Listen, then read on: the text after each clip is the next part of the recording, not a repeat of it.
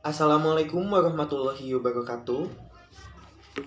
Selamat pagi, Bapak, Ibu, Akang Teteh, serta rekan-rekan warga belajar PKBM Gema kelas 12 IPS 1. Baik, sebelum dimulai proses pembelajaran kita kali ini, marilah kita berdoa terlebih dahulu agar diberi kemudahan dalam menimba ilmu pada pertemuan kita kali ini. Berdoa, dipersilahkan. Cukup. Amin. Baik, sebelum dilanjutkan ke materi, saya akan bertanya terlebih dahulu ya kepada Bapak Ibu, Akang Teteh, serta rekan-rekan warga belajar semua. Adakah yang belum bisa mengikuti proses pembelajaran kita pada pendidikan sosiologi kali ini? Baik, Alhamdulillah jika semuanya bisa hadir dan sehat ya. Baik, langsung saja kita mulai proses pembelajaran kita kali ini dengan bab 5, yaitu konflik sosial. Silahkan kepada Bapak Ibu, Akang Teteh, serta rekan-rekan warga belajar semua untuk membuka buku paketnya terlebih dahulu, halaman 102.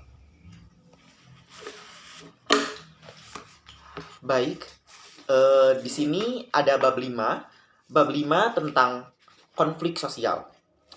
Nah, sebelum kita ke materi, di sini saya akan menjelaskan terlebih dahulu terkait kompetensi dasar yang akan dimiliki. Nah, kompetensi dasarnya tuh dapat menganalisis terjadinya konflik sosial serta manajemen konflik sosial. Seperti itu, dan ada indikator dari pencapaian untuk warga belajar sendiri. Yang pertama yaitu mampu menjelaskan pengertian konflik sosial, yang kedua mampu menjelaskan manajemen konflik sosial itu sendiri. Nah, itu merupakan kompetensi dasar dan indikator pencapaian untuk bab 5 kali ini. Baik, yang pertama kita akan langsung bahas saja tentang konflik sosial. Konflik sosial berasal dari bahasa Latin, yaitu configere yang berarti saling memukul.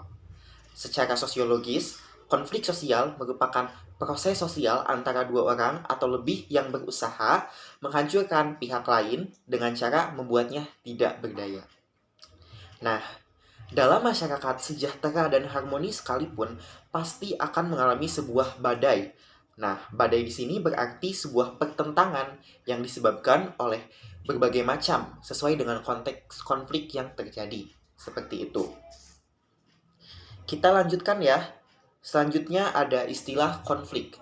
Istilah konflik kerap kali berubah atau dikaitkan menjadi sebuah kekerasan, terutama dalam upaya yang berkaitan dengan penyelesaian atau cara penanganan konflik itu sendiri.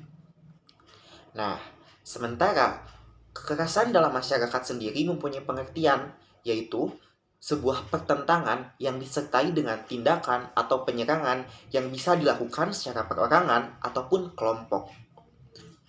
Nah, yang dimana sumber dari kekerasan sendiri yaitu adanya rasa senang dan timbulnya kesenangan dari individu tanpa melihat hati nurani orang lain.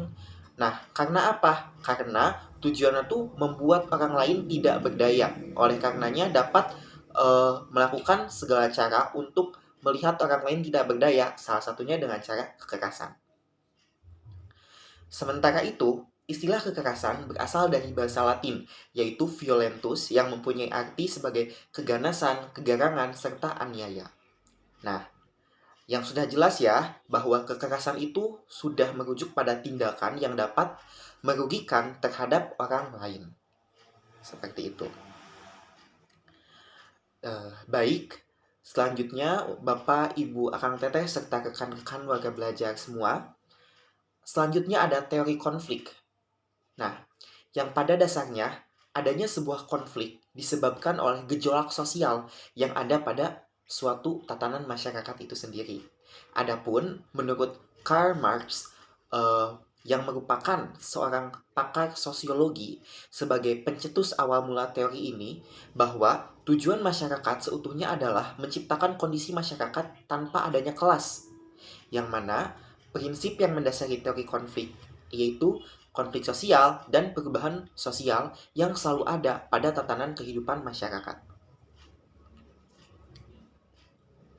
Nah, Bapak Ibu, Akang Teteh serta rekan-rekan semua, kita lanjut saja ke pembahasan selanjutnya, yaitu tentang hasil manajemen konflik sosial.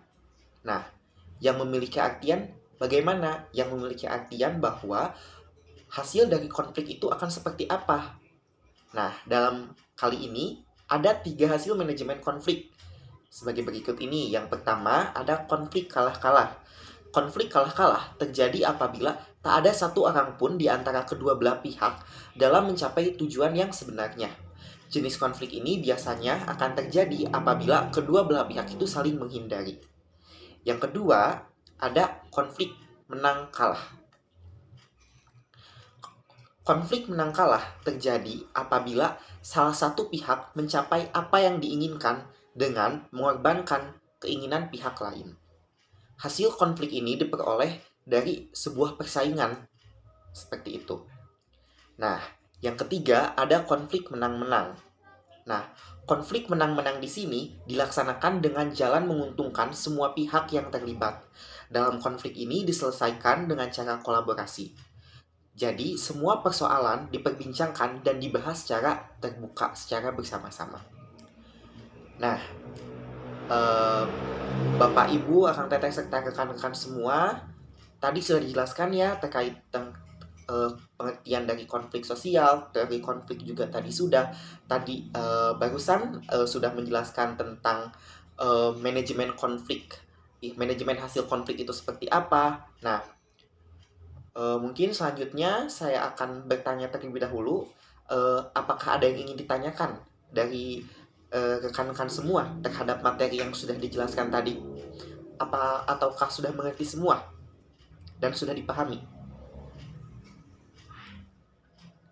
Baik, jika sudah memahami, saya harap Bapak, Ibu, Akang Teteh, serta rekan-rekan semua mampu lebih memahami lagi pada materi kali ini dan bisa terus dibaca ya. Dan untuk pertemuan selanjutnya, saya harap dapat mempelajari terlebih dahulu terkait materi selanjutnya di bab 5 ini, yaitu tentang jenis-jenis konflik, yang mana akan dijelaskan pada materi selanjutnya. Seperti itu. Baik, jika tidak ada pertanyaan, saya tutup pembelajaran kita kali ini pada pendidikan sosiologi. Semoga apa yang telah kita pelajari bisa bermanfaat bagi kita semua ya. Amin. Dan saya pribadi mohon maaf jika terdapat kesalahan kata dan perbuatan ketika tadi memimpin dalam proses pembelajarannya. Baik, langsung saja kita tutup proses pembelajaran kita kali ini dengan berdoa terlebih dahulu. Berdoa dipersilakan. Cukup. Amin. Terima kasih kepada Bapak, Ibu, Akang Teteh, serta rekan-rekan semua yang telah menyempatkan hadir pada pertemuan kali ini. Semoga kita bisa bertemu lagi di pertemuan selanjutnya. Dan akhirul kalam, selamat menjalankan aktivitas kembali. Terima kasih. Wassalamualaikum warahmatullahi wabarakatuh.